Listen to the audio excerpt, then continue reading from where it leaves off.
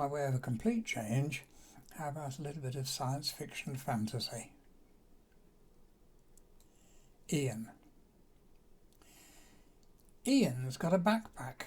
It's the focus of attention. Our head, Mr. Biggins, says it's more than 3 dimensions.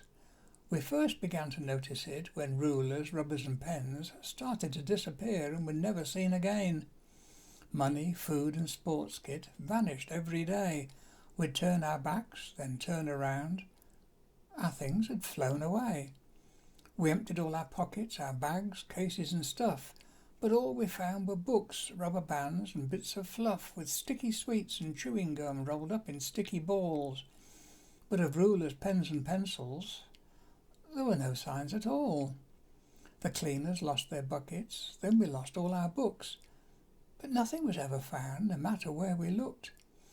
We began to watch each other, and soon we became aware that Ian and his backpack were being seen everywhere. If something vanished from a classroom, a blackboard, a desk or a chair, then Ian and his backpack had been seen nearby somewhere. But the backpack was always empty, without a single thing inside. Ian said he was astonished if we thought he had anything to hide. We mounted guard at midnight, waiting for someone to snare. But the school stayed silent and empty. We were the only ones there. We returned for lessons at 8:30. There was nobody ringing the bell. The place was completely deserted. It was an empty, echoing shell. Every cupboard was not just bare, every cupboard had disappeared, along with desks, chairs and the library. That was really, really weird. We thought everything had been removed until we found, against one wall, a single abandoned object, a backpack. But that wasn't all. It seemed to be completely weightless. It was lighter than a feather or air. So we opened it just to be sure, and all we could do was stare. The backpack was truly empty. There was nothing at all inside. It had no bottom, nor edges, nor ends. We reached in, but could feel no sides.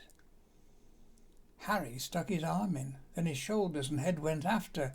We dragged him back by his bootlaces. I may be daft, but he was dafter. Even Mr. Biggins couldn't explain. He put the backpack high on a shelf.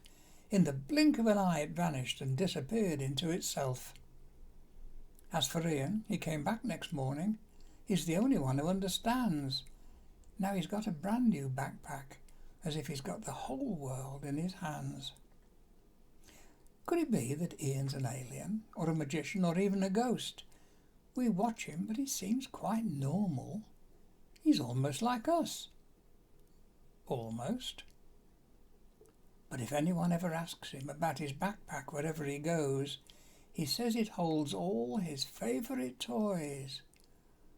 What on earth he means,